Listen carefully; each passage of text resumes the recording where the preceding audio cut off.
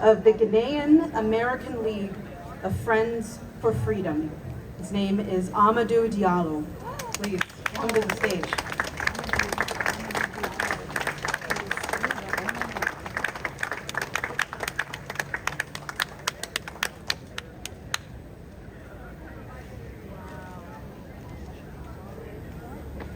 Hello everyone. I think we are a bit quiet here. I think we should know why we are here.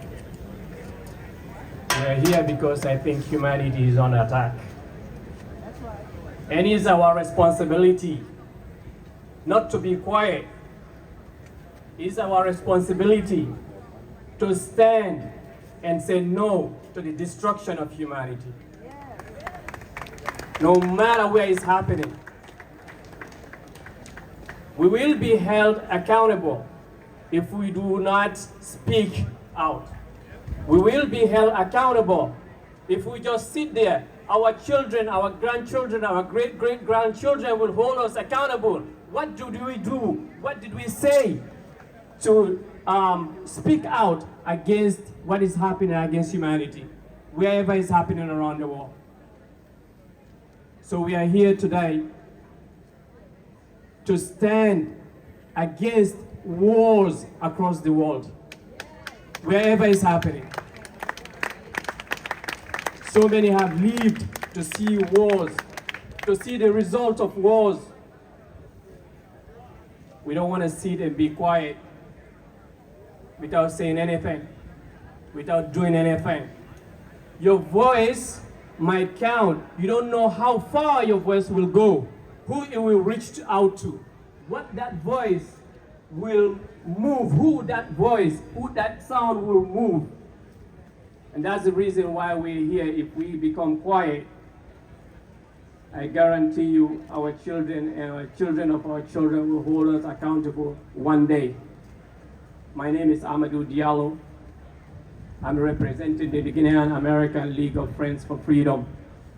I'm originally from Africa, West Africa. I've lived, and my family have lived to see wars. We have seen how innocent people get destroyed. Women, children, elderly, the youth who are supposed to be future leaders, destroyed, have no hope. All of you guys have seen the war in Ukraine. You have seen the elderly. You have seen women and children creeping, holding their sticks. They have nowhere to go. No one to help them. I don't care who you be. If you look at that, your tears will run down. Are we just going to sit down and see the elderly creeping down, bombs coming on them, destroy them, women and children? We all have seen stories of children in Ukraine crying. They were with their dad when their dad bombs fall on them and destroy their parents. have no parents today.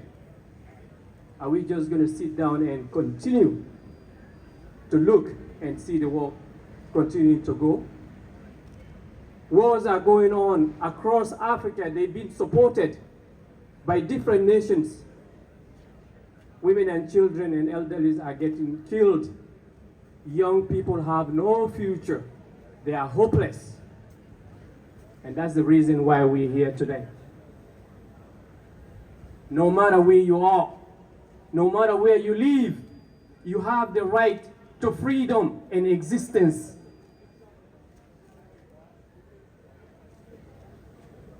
Today, the consequences of the war in Ukraine, Africa is suffering, Europe is suffering, Asia is suffering, North and South America is suffering. Young people in these nations, in this world, this part of the world, have no hope, brothers and sisters. That's the reason why we're here today. We are calling upon the world leaders to come together and bring an end to these wars across the world. No one wins, brothers and sisters. And that's the reason why we're here today. Peace for humanity. Peace for humanity is what's going to help us bring these leaders together so they can make the right decision and stop wars in Ukraine, wars across the world. For peace we stand. For peace we stand. And for peace we stand. Thank you, everyone.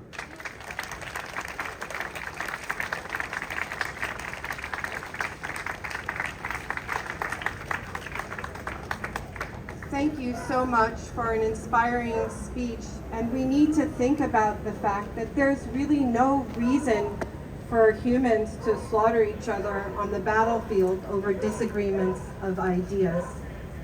All wars start with myths and misunderstandings. Then they are propagated by the lies of our governments and the media. Our next guest we are honored to welcome is Jude Elie. He is a presidential candidate from Haiti, a man of peace and kindness. Thank you so much.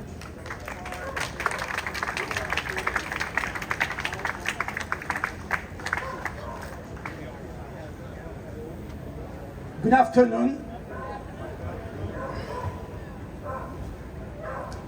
It's an honor for me, first of all, to introduce Gloria Starkins, which is the Dean of UN, and some friends who flew from Japan to be here tonight with us. First of all, please join me in a minute of silence for the victims of war.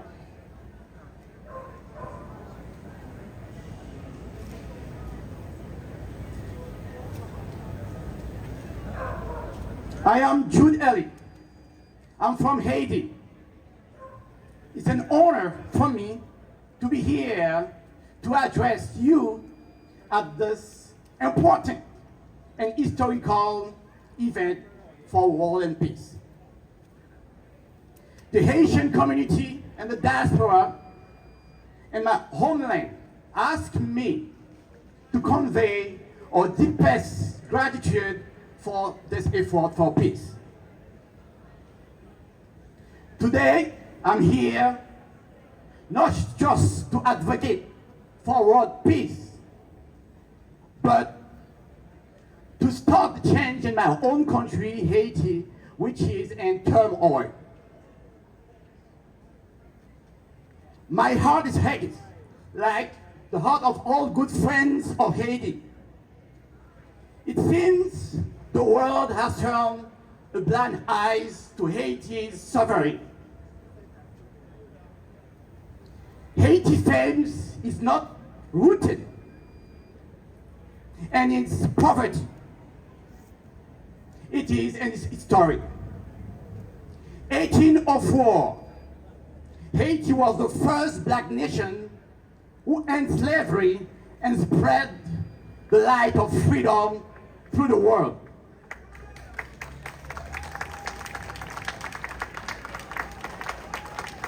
Why now? Why are we one of the most contentious and troubled nations? Why are we scraping the bottom of the barrel? Haiti is in dire need of unity, inspiration, transformative action to be able to be stable and have peace. Sustainability and equitability development to all cannot reach without true peace. To the world, I say, enough is enough. Enough is enough. It's time for action. Action to eradicate violence. Action to eliminate disparity and injustice in all its forms. War is not the answer. We do not want war. We yearn for peace. And I want you all to repeat that we don't want war, we want peace. We don't want war, we want peace. We don't want war, we want peace. We want peace in Haiti. We want peace all over the world. Peace and prosperity for all can be achieved with guarantee of freedom of speech, freedom of religion, freedom from fears, food safety. Again, I'm here to tell you all that we will be part of this movement to rebuild Haiti against the war. We don't want war. Haiti is one of the largest economies in the world. To my fellow Haitians, I, Jude Elie, I strongly believe all together we will be able to rebuild this nation, make Haiti safe, make Haiti strong, with all good friends of Haiti. Together we're stronger. We are one in the search of peace. Thank you.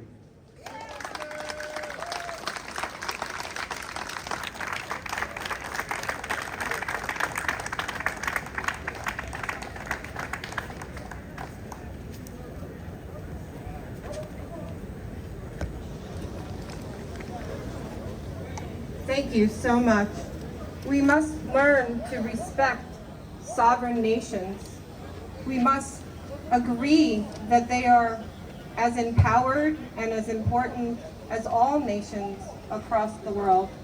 And we must realize that American imperialism is not beneficial for the overall global humanity.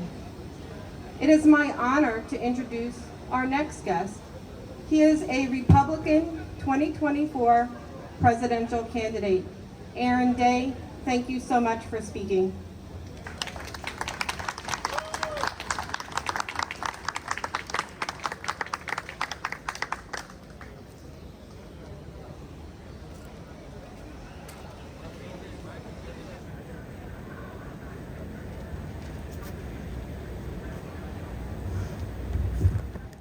My friends, we gather today on the brink of disaster. The doomsday clock stands at just 90 seconds to midnight, the closest we've ever been to annihilation since the height of Cold War tensions in 1953. The Russia-Ukraine war edges us closer to nuclear confrontation. We've seen the devastation. Entire cities reduced to rubble, millions displaced, and civilians killed. From Kiev to Moscow, the fighting rages on. The U.S. has approved over $67 billion in military and economic aid to Ukraine, while steadily expanding NATO eastward in violation of the spirit of the agreement following the end of the Cold War. Russia threatens nuclear retaliation if the West intervenes directly. Yet hawkish politicians downplay the risks, even suggesting limited nuclear war is winnable. But as Eisenhower warned, you cannot have this kind of war. There just aren't enough bulldozers to scrape the bodies off the streets. Sisters and brothers, we stand at the precipice of oblivion. Just a fraction of the thousands of ready warheads ignite global annihilation. So I ask you, is this the world we wish to leave our children? A world forever poisoned by radiation, with survivors struggling atop the smoldering ashes of civilization? Or can we yet summon the wisdom and courage to pull back from the brink? On this solemn anniversary of nuclear destruction, we condemn the heedless rush towards war. We mourn lives sacrificed in all conflicts fomented by imperial greed. And we vow to reclaim America's destiny, not as an exporter of violence and war, but as a beacon of hope. Like Dr. King's dream, everyone here shares a dream that one day all people will stand together and say no to the warmongers driving humanity to extinction. We know this dream is possible because we see the seeds of unity here today. We are parents, teachers, students of all races, faiths, and background, yearning for peace. We've endured endless emergencies together, lockdowns, mandates, censorship, and crushing inflation. We've awakened to the truth that real power resides not in Washington, D.C., but in we the people. Our elites want us to believe that we are powerless, that only elections can bring change. But voting alone has failed because both parties are controlled by the banks and the military contractors, not the people. We cannot vote our way out of endless war and suffering. I am speaking to you here today as a Republican candidate for president, not to ask for your vote, but to ask instead for you to join me in an act of radical non-compliance. You know and I know that the winner of the 2024 election is going to be the same that it has been since 1948, the military-industrial complex and the banks. Nor as we stand in front of the United Nations can we expect the inevitable march towards one world government to be the solution, as much as Oppenheimer and others may have believed. Indeed, the consolidation of power by NATO, the UN, and other groups like the World Economic Forum ends in complete global tyranny, where every movement is measured and tracked. Behavior is rewarded and punished as determined by a small group of self-interested elites, and free will itself is surrendered to the New World Order. This dystopian nightmare built on fear and control will not make us safer, happier, or more fulfilled. My friends, since Eisenhower's warning decades ago, the military-industrial complex has metastasized to a beast with a voracious appetite.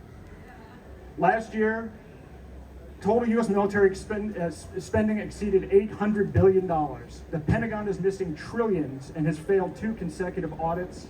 We have over 800 bases in 70 countries worldwide. And who are the beneficiaries of this war machine? Corporations like Lockheed Martin, Raytheon, and Boeing, and a long list of politically connected defense contractors who meet in dark, smoke-filled rooms who have made trillions in death and destruction. They deploy their army of lobbyists to ensure the river of cash keeps flowing no matter the human cost. The banks are just as complicit in this web of violence and greed. J.P. Morgan Chase, Goldman Sachs, BlackRock, and others have arranged billions in loans funding the Iraq war in Ukraine, profiting on interest in enabling military adventurism while crippling nations large and small around the world. These banks have not only harmed us as a nation by funding both sides of endless war, but as individuals. Their predatory practices have exploited minorities and the poor, and their crimes against peace are assault upon humanity itself. They imposed racist redlining and predatory loans on Black and Hispanic families trying to achieve the dream of home ownership. They aggressively market high-interest private student loans that can't be discharged in bankruptcy, trapping generations of students in permanent debt serfdom to banks. They close bank accounts of political activists and stifle dissent by controlling our access to financial services. And all of us here today are likely targets. They are not our friends. So we must take nonviolent action into our own hands and forge a new future based on free will, abundance, and love. But before we do that, we must defund the war machine, stop World War III, and regain financial sovereignty. How many here show of banks distrust or dislike big banks? So we are unified, both in wanting to stop the destruction of humanity and in a shared distrust and dislike of banks. The big banks fund the unholy trinity of weapons manufacturers, paid-off politicians, and military contractors. We must unite to excise this cancer before it's too late. I call on all people of conscience to unite in a common cause I refer to as fiat exit or fix it. Fiat is government-issued currency like the US dollar, backed by nothing, worthless pieces of paper with no tangible value, IOUs from a corrupt government that has lost the confidence of its people, creditors, and ratings agencies. Exit, leaving the corrupt financial system controlled by central bankers for non-government alternatives like gold, silver, and crypto. Fiat exit, or fix it, is a boycott, a mass exodus of our dollars into self-custody alternatives. Banks are now Ponzi schemes that print monopoly money out of thin air. Banks are no longer required to hold any customer deposits in reserve. What this means is that a small percentage of people converting dollars into alternative stores of value can halt the entire system. Starve the beast. This is how we defund the war machine and regain control. Some label this call for peaceful resistance too radical, but those in power will call any challenge to their profits too extreme. They said the original American revolutionaries were too radical, that abolitionists and civil rights leaders were too radical. If radical means going to the root of injustice, then we must be radical. My friends, as detailed in my book, The Final Countdown, if just 3% of us convert our dollars to alternative stores of value, we could collapse their entire house of cards. Fiat exit ends the tyranny of central bankers who manipulate our currency and enable endless wars. Future generations will tell the story of the day we found our voice and said, enough, the war machine ends here.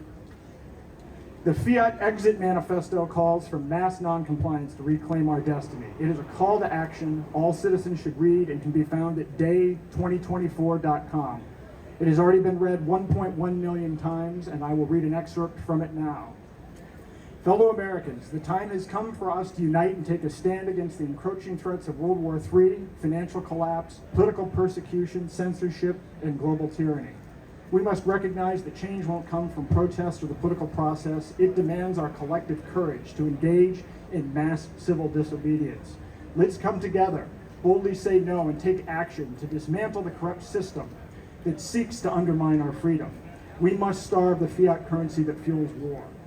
By embracing crypto, gold, and silver for day-to-day commerce, we can challenge this monopoly and secure our freedom. Separate money and state. Our call to action is simple. Participate in an exit of fiat currency, exchanging your dollars for alternative access like cryptocurrencies, gold, and silver. Then tell 3 others to do the same and encourage them to spread the word to 3 more people. Just as the 3% of the population who fought in the American Revolution made a profound impact, so too can we transform our society through collective action. The time is now. Join us in this vital act of non-compliance and reclaim the destiny that belongs to each and every one of us. Are you ready to withdraw your consent and take back your power? Yeah. If everyone here who hears this message, whether here live in New York City or one of the 19 sister rallies from Austin to Austria, Germany to Guatemala, Chicago to Chile, or citizens streaming this worldwide, if everybody took heed, we could end the war machine within weeks. It's up to we the people. Let them hear us. Fix it now. Yeah, fix it now. Let them hear our voices across this land. Fix it now. Let them hear our voices in Kiev and Moscow. Fix it now. Thank you.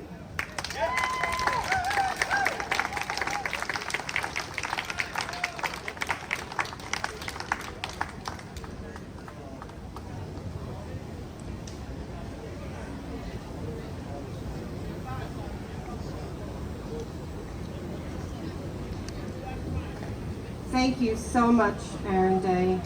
We must remember that the military-industrial complex is not here for the benefit of humanity, and we must remember that we the people have the power. It is my honor and privilege to introduce the next speaker. He is a 2024 Libertarian presidential candidate, a friend and a colleague in liberty, Mr. Maat. Thank you so much.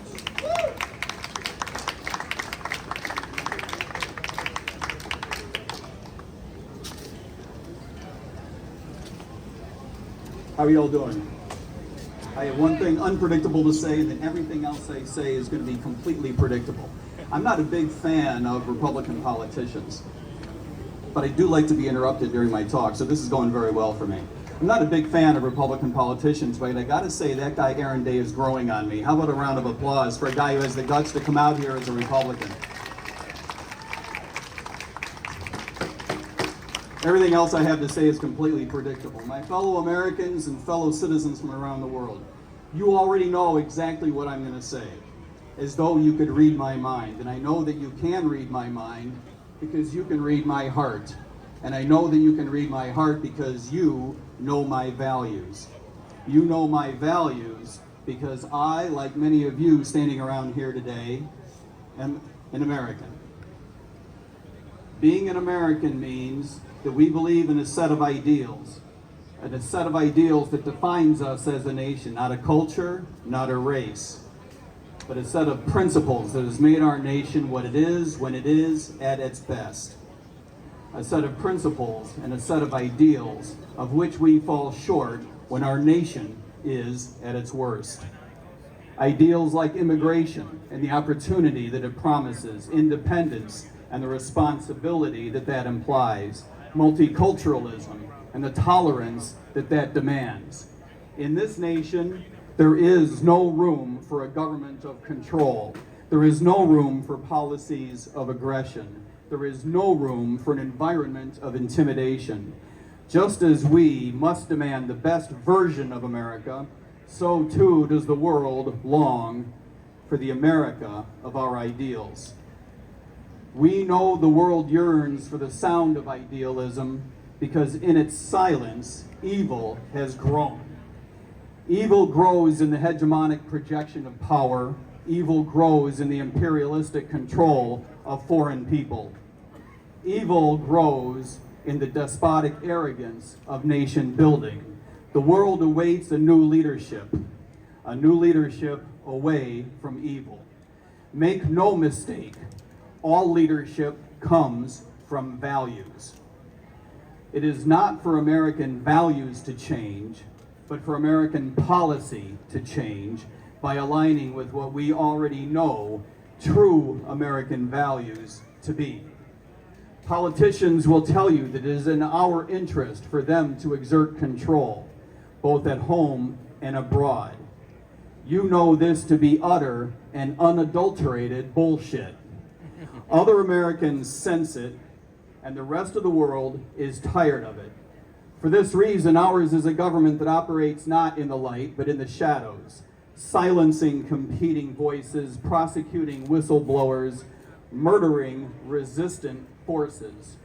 Ours is a government that operates not in our interest, but in the interest of the instruments of power itself, maintaining the expense and obligation of supporting NATO 30 years beyond its sell-by date, maintaining the expense and obligation of supporting Ukraine in a war neither of our making nor of our defense, maintaining the expense and the obligation of supporting a policy of strategic ambiguity toward the independence of Taiwan, maintaining the expense and the obligation of supporting a military-industrial complex, a veritable war machine capable of defeating the rest of the world combined. Ours is a government that operates not to minimize the probability of nuclear war, but to maximize the chances of winning a nuclear exchange. It is not in the interest of peace to deploy so-called conventional weapons that so outpace our adversaries that they imagine no other recourse than tactical nuclear weapons. It is not in the interest of peace to continue to widen the gap between American dominance and the ability of rivals who would themselves exert regional influence. It is not in the interest of peace to posture before other nations so as to invoke fear in their populations. It is not in the interest of peace to adopt the world's subjugation as our objective. And because our government's policy is not in the interest of peace, it can never be in the interest of us. Today, here in this place, us means a coalition of Americans and others with little more in common than an understanding of the misalignment of American foreign policy with American values. If we share no other common understanding, let it be that such misalignment will always and everywhere undermine the interests of us as Americans. Only peace can allow the ingredients required for prosperity to spread. Only peace can allocate the resources our economy requires to grow. Only peace can achieve the framework our society needs to develop. Only peace can apply the values our culture cherishes. Only peace can afford the attention our children deserve. Only peace can advance the future of which each and every one of us dreams. A policy that does not align with our long-term interests can never fulfill the best of what America can be, and can never provide the leadership the world needs from America. The world is ready for a message of peace, and Americans are ready to send that message. We are ready to give peace a try because we have been failed by the war machine, a machine that has brought us abject failure in places like Iraq and Afghanistan, a machine that has poured blood onto our hands. So too have we been failed by a corporate machine that has robbed us of our resources, a machine that has robbed us of the opportunity to lead the world toward prosperity. We have been failed by a political machine that has robbed us of the simple dignity of being represented by a foreign policy that reflects our values as Americans. And we have been failed by a media machine that has robbed us of the truth, a truth that embarrasses us with failure, offends us with aggression, diminishes us through control of politicians, and insults us by doing so with our own resources.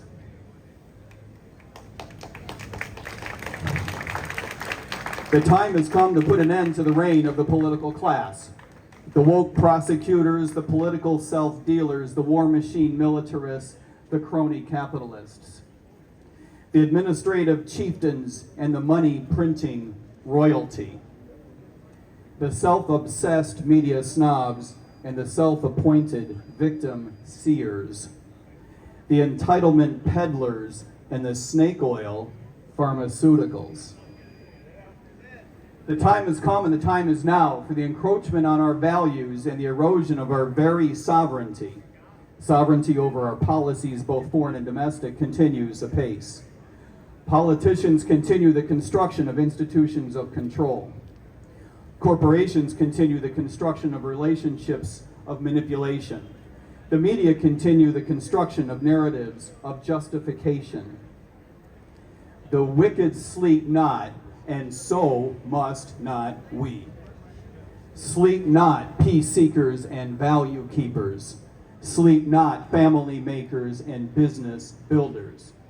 Sleep not, patriots, nationalists, liberals, and libertarians like you. Sleep not, my fellow Americans, sleep not, fellow citizens of the world. Sleep not, for the time has come to turn the tables. No longer can we afford to accept the authoritarianism of the political class to declare war on behalf of our nation, to declare war on our values, to declare war effectively on us.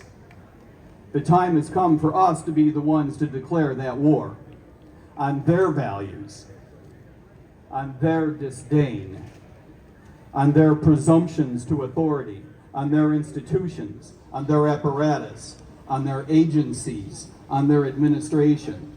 The time has come for us to declare war on their state. Thank you.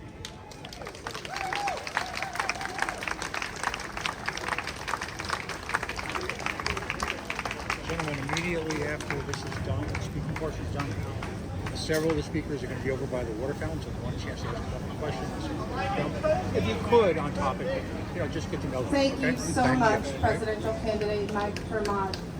We must remember that we, the people, must wake the heck up and realize that we have the power and that we must have peace, but only through the pursuit of life, liberty, and the pursuit of happiness. It is my honor and privilege to introduce Malcolm Byrne. He is a peace activist, he is a human rights advocate, and he is a Grammy Award-winning producer and record artist. Thank you so much for coming to speak.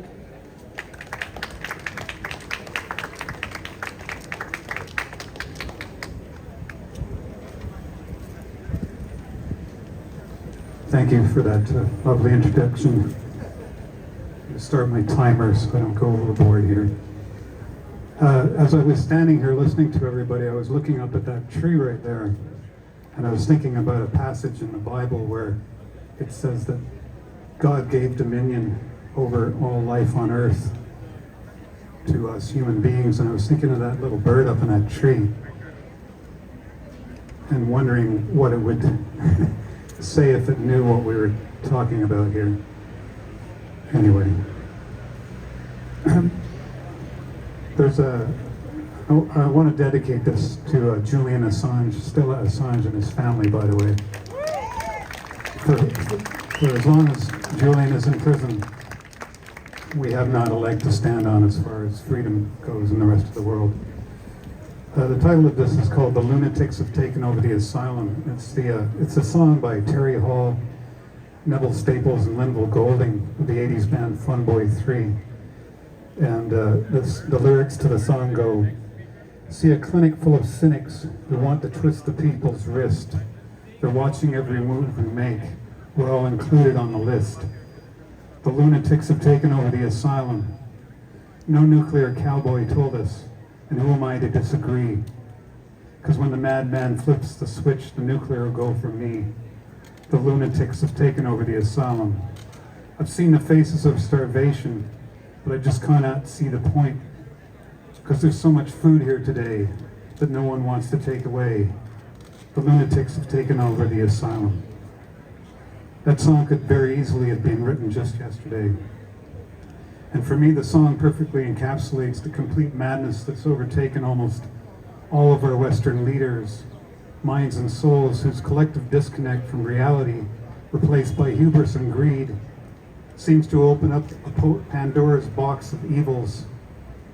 A very early accounting in Homer's Iliad of the contents of Pandora's box reads as such, and I quote, "On the floor of Jove's palace there stand two urns, the one filled with evil gifts, and the other with good ones. He for whom Jove, the Lord of thunder, mixes the gifts he sends, will meet now with good and now with evil fortune. For he to whom Jove sends none but evil gifts will be pointed at by the finger of scorn. The hand of famine will pursue him to the ends of the world, and he will go up and down the face of the earth, respected neither by God nor by man." End of quote.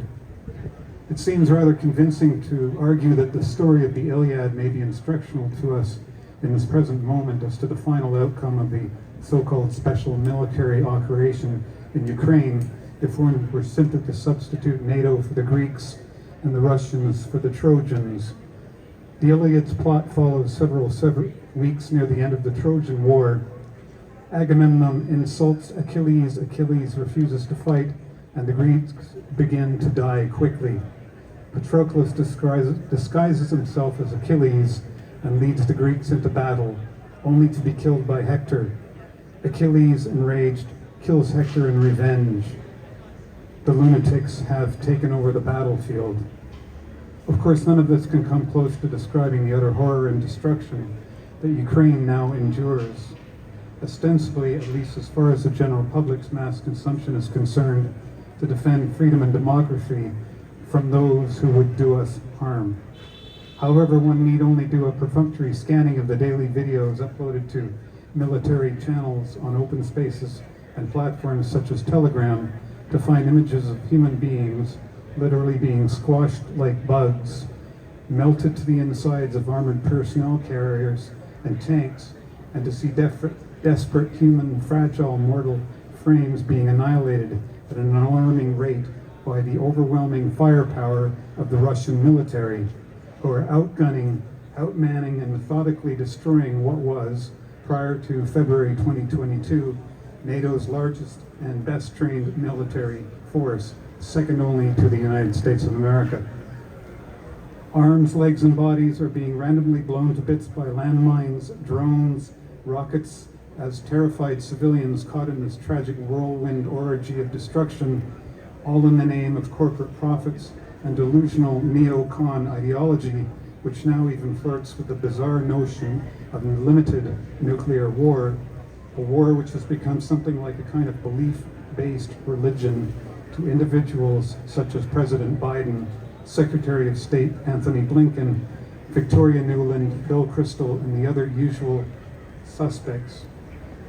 You've just got to know something is wrong when Henry Kissinger ends up on your Christmas list. And to what aim exactly?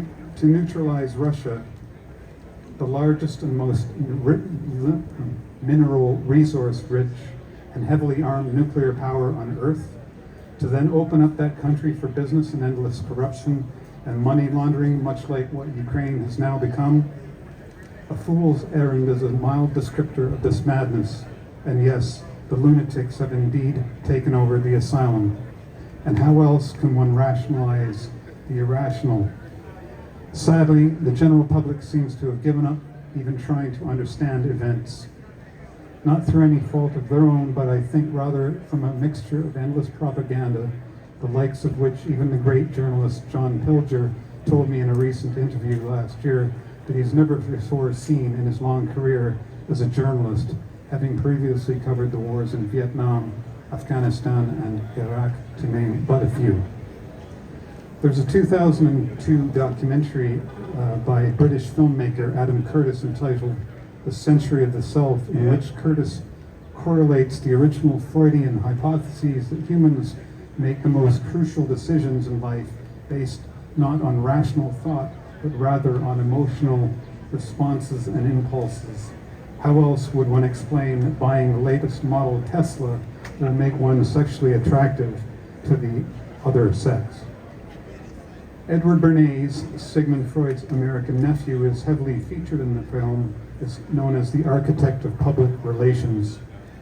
One of Bernays' first major achievements was helping the Wilson administration sway the general public in supporting America's entry into World War I. Bernays was also highly successful in using PR to convince millions of young women to smoke, all based on the Freudian theory that the most critical decisions we make in life are based on the irrational sexual impulses that drive our innermost desires. By the time the 30s rolled around, the Nazis, ever the great innovators, used these same principles to convince millions of other sane, rational individuals to follow a madman into oblivion, taking tens of millions of lives of them, of which approximately 27 million were Russians. The method that the Nazis used was termed propaganda, and to this day the word PR and propaganda are interchangeable. As Bernays wrote, and I quote, "The conscious and intelligent manipulation of the organized habits and opinions of the masses is an important element in democratic society. Those who manipulate this unseen mechanism of society constitute an invisible government, which is the true ruling power of our country," end quote. To anyone who might say that the beginning process of de-escalation between NATO and Russia is simply a form of appeasement, I say take a look at North and South Korea, which have been in a ceasefire for more than 70 years. It may not be the perfect solution, but the alternative is too frightening to even contemplate. Exceptionalism has no place in this new multipolar world that we now inhabit. We must honor the International Declaration of Human Rights, which states in its first article, "Whereas recognition of the inherent dignity and the equal and inalienable rights of all members of the human family is the foundation of freedom, justice, and peace in the world." And so, I leave you with this one last quote, knowing that the lunatics had indeed taken over the asylum. This is from the great humanist of the 16th century, William Shakespeare, taken from The Tempest, Act 4, Scene 2. Oh wonder how many godly creatures are there, how beauteous mankind is. Oh brave new world that has such people in it. Thank you. Keep up the face.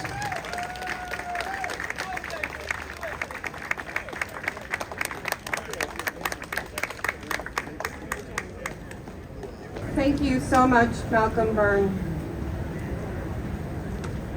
It is inspiring to us to realize that we hold these truths to be self-evident, that all men are created equal.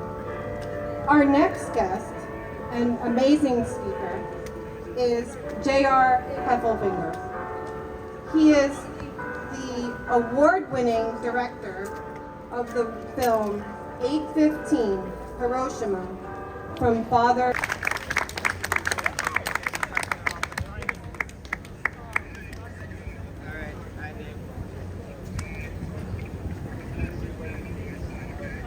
Thank you so much. Okay, no problem. We must watch the horrors of what humanity does to each other so that we can try and remember that there's no reason for us. American Muslim Task Force on Civil Rights and Elections, that is the umbrella of the major Islamic and Muslim American organizations. It is so heartening to see all of you and listen to all the speakers before me. And especially, I always wanted to see Mr. Scott Ritter. All of the speakers before me, they already mentioned the Madeleine Albright. Okay.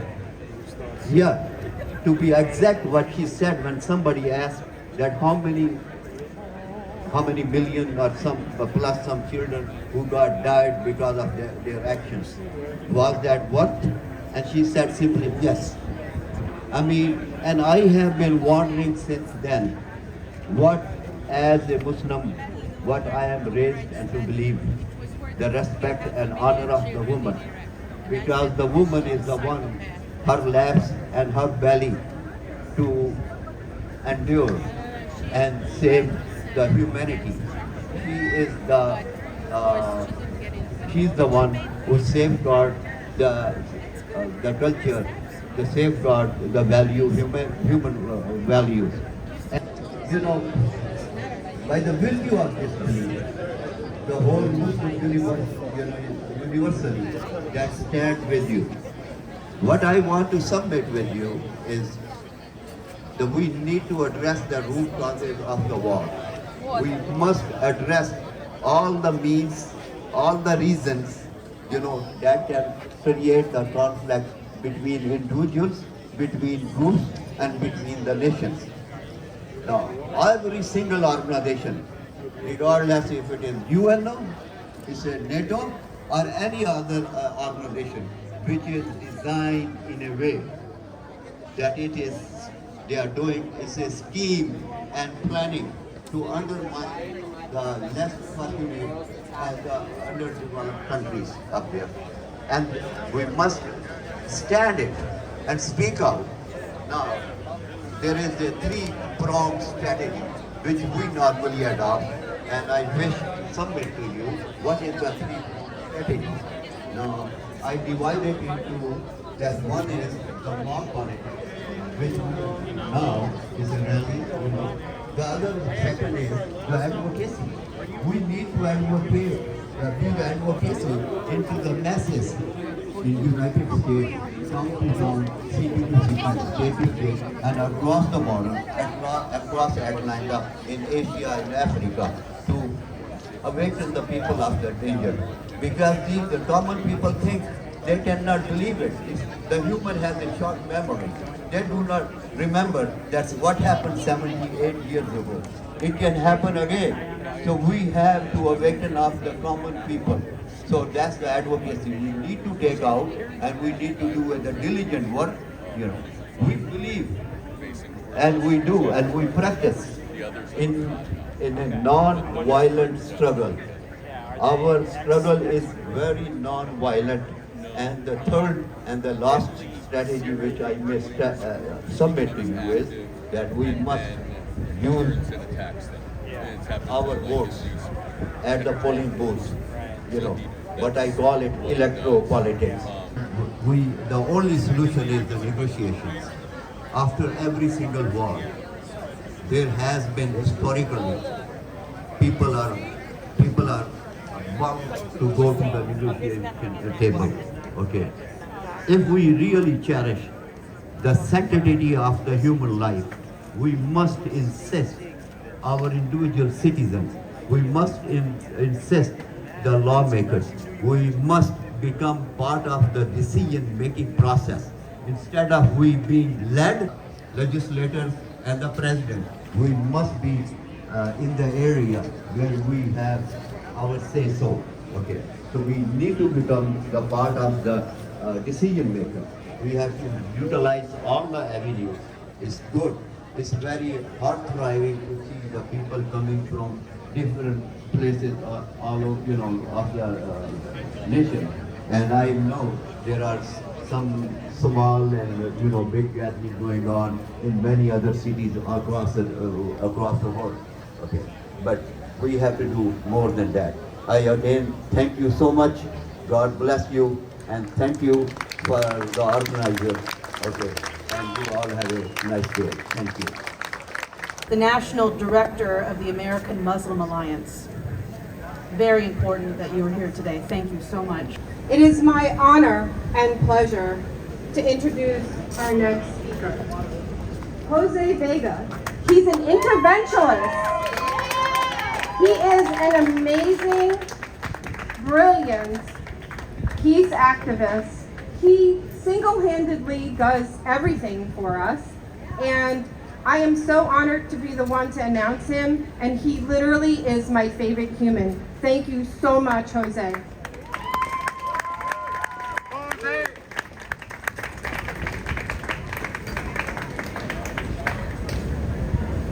Jose for Congress!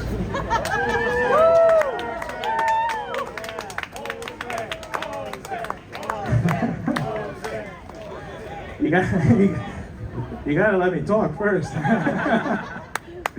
And actually, before I begin anything, none of this would have been possible. None of us would be here right now if it wasn't for Irene and Anastasia. Yes, please give them all the rounds of the applause. They deserve it all. I'm honored to be the last person to close this out. And I also want to thank people like Jimmy Dore, who put me on his show. It allowed us to raise the funds that we needed to put on this rally. And if people can continue to support us and donate us for the next action that we put on, because this does not end here. What we've done here is we've set up an amazing foundation and beginning for a process, a continuous process. In the last minute, all of you came together to help organize this rally. I went on Jimmy Dore's show to put out a plea. I said, if you can organize this rally, we'll see what happens in the future. What did that lead to? It came into last-minute endorsements from some high-profile people. And that was because of you. RFK Jr. gave an endorsement of this rally, which we played at the beginning of the live stream. We didn't play it here for the people, but we played it for the live stream, and hopefully people after this can go and see that.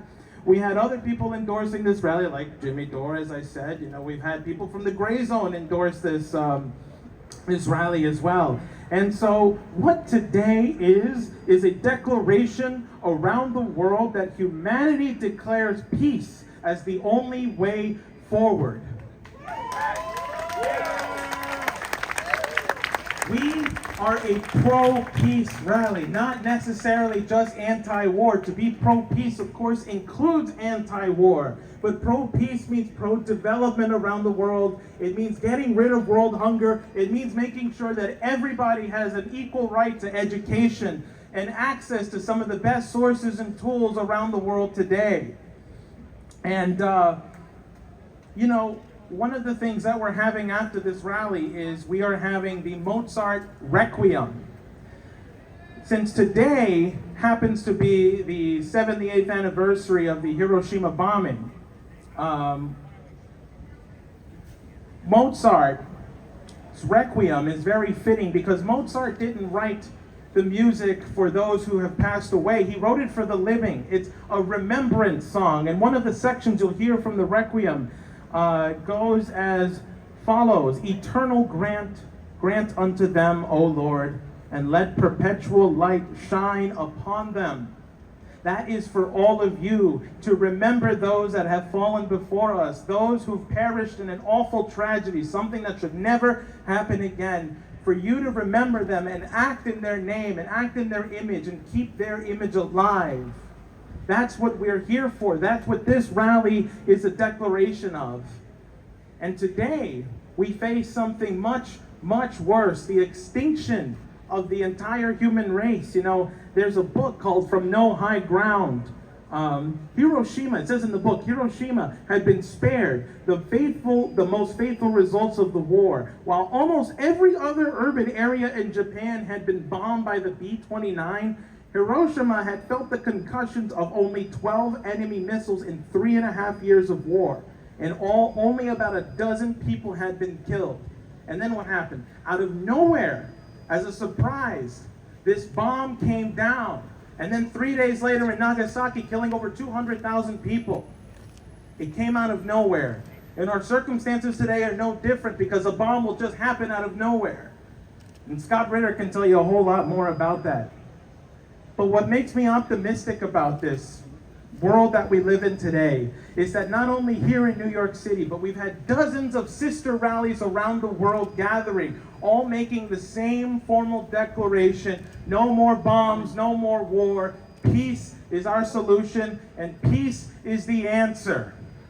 And so we demand nothing less than peace. A lot has been said today, but I think the biggest expression, or the best expression that came out of today, was the expression of love from every single speaker that has been felt around the world. We meet here today in front of the United Nations to tell the world that this is an international process that started here today. And so I just want to end off by saying thank all of you, because this is a worldwide effort. It's not just centered here in New York City, not just centered around the people who are gathered around me right now. It is the entire world crying out that today we have focused our efforts into one guided laser to tell the world peace, not war and not violence. So please join me today at 6 o'clock at All Souls Church for the Mozart Requiem. I will be singing in it. Other than that, please continue to spread the love and the momentum we've built here today. We carry it forward because this is the beginning of a process. It doesn't end here. It only starts here. And I'm so excited to see where we go after this. I'm so excited to see what all of you are going to do and organize in the name of peace and in the name of humanity. And so with that, folks, this has been Humanity for Peace. Woo!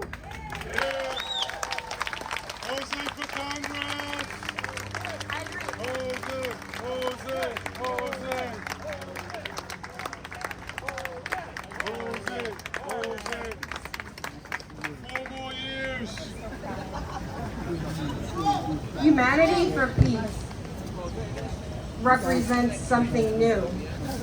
It's a new movement.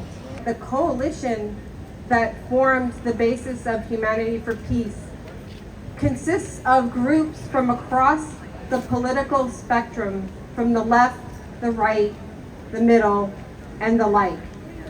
The rallies for Humanity for Peace are all across the world and this nation.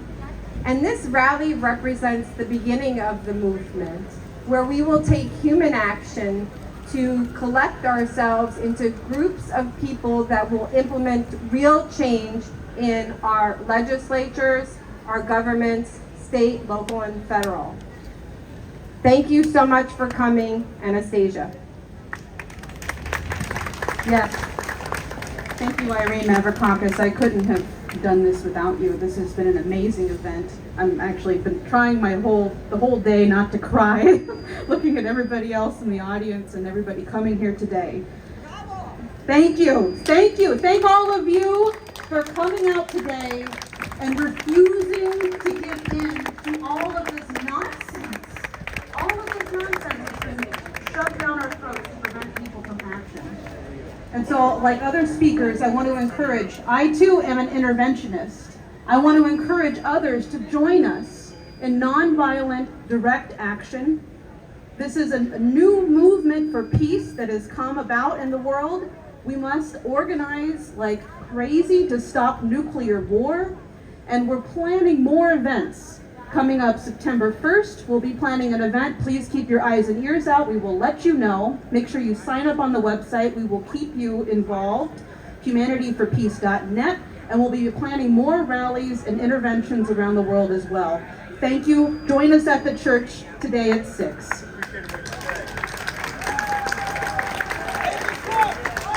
I'd like to invite all the speakers to come up to take a picture together to show unity. If you can please come up and we'll take a picture. Thank you so much. And then we can have crowds and organizers join subsequent. Thank you so much. Have a blessed day. God is good. Here's my picture.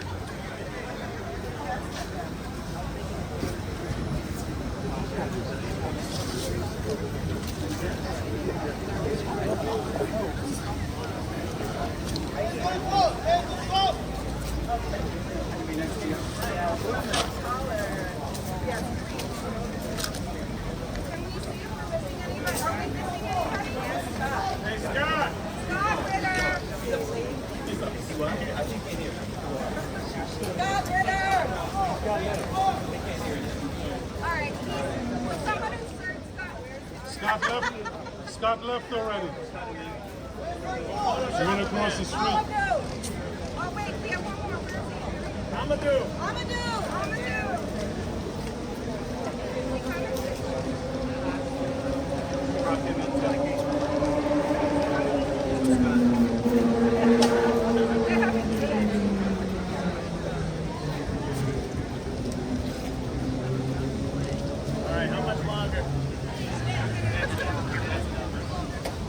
Let us know when your face hurts from smiling. When your face hurts from smiling, that's when they stop.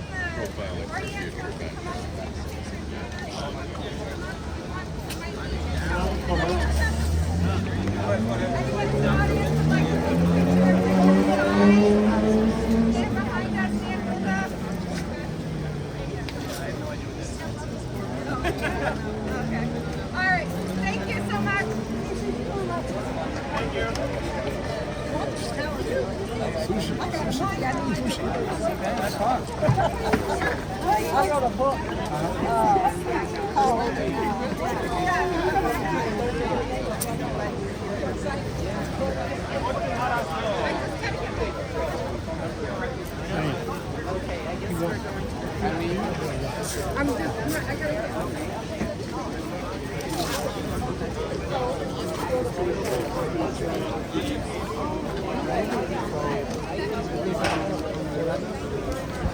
He's your son.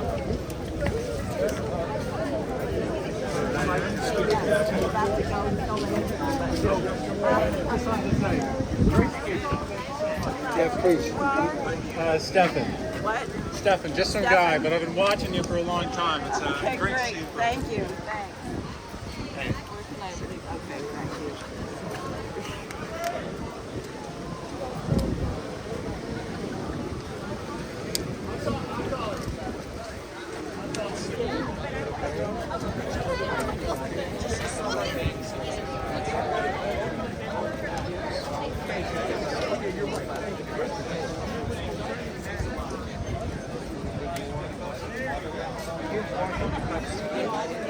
They are building Magwell from Washington, D.C.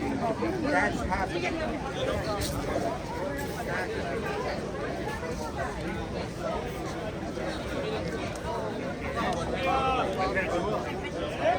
That's just per se funny. Good job today. Everything went well. You did not work for me. I worked for you. He's the president. We do work together on the campaign, but you don't even need to be told this. Who do you think bosses the other one around? Yeah, exactly. You don't even have to say it. You met me. He's See been you at with the next me all one. day. See you at the next If I one. don't see you, I'm going to try and go to Ethiopia if I don't come. Well, Queen of Sheba is closer than Ethiopia. I've never been to the real Ethiopia. I hope so. I doubt it. Hey, my name's Matt. I think you're one of those Libertarian parties. Hey, you got that right, which means that we're not for war and neither are you. Yeah, so what about the duopoly? They're our pals. They know what's best for us. They know what's best for them. If we just simply do what they say, none of this conflict would exist. We just all be dead. See? No people, no problem. Exactly. I'll see you in the bunker. I'll see you in the bunker.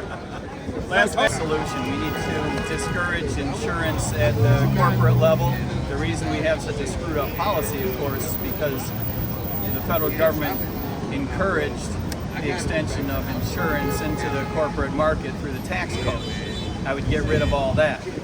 The only intervention I would allow to remain in healthcare is a requirement for prices to be disclosed and for a one-price system. In other words, if you have one price for insurance companies and one price for those that are not insured, that is prima facie evidence that you have control over your market in a way that is not in the interest of the development of that market.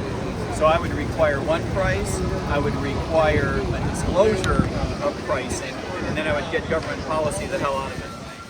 And what about people who couldn't afford it? People would be able to afford it over time, because one of the things that keeps prices up is government requirements for insurance to cover more than it needs to, and government intervention actually making it more expensive. We need a competitive market to provide services on a one-off basis rather than just giant hospitals and insurance companies. I'm not opposed to a bottom line social safety net. That is completely acceptable to me. I do believe that as the United States government gets out of the entitlement business, the private sector will be stepping up and providing a social safety net that would benefit folks at a fairly wide range of the socioeconomic spectrum. This was an amazing event to participate in. Humanity for Peace is really, we just met not too long ago, and they saw a screening of our film at the UN on Thursday, and invited me to come here and speak. And all the speakers were fantastic, and ultimately the message has been consistent throughout, you know, which is one of peace and compassion and hope. I'm filled with hope actually after this event, and everyone's off to the church to hear the Mozart's Requiem, and it's going to be amazing. But this was an incredible event, and I'm really honored that I was invited to speak and got to play my horn. It was fun. Let's see the president. Party.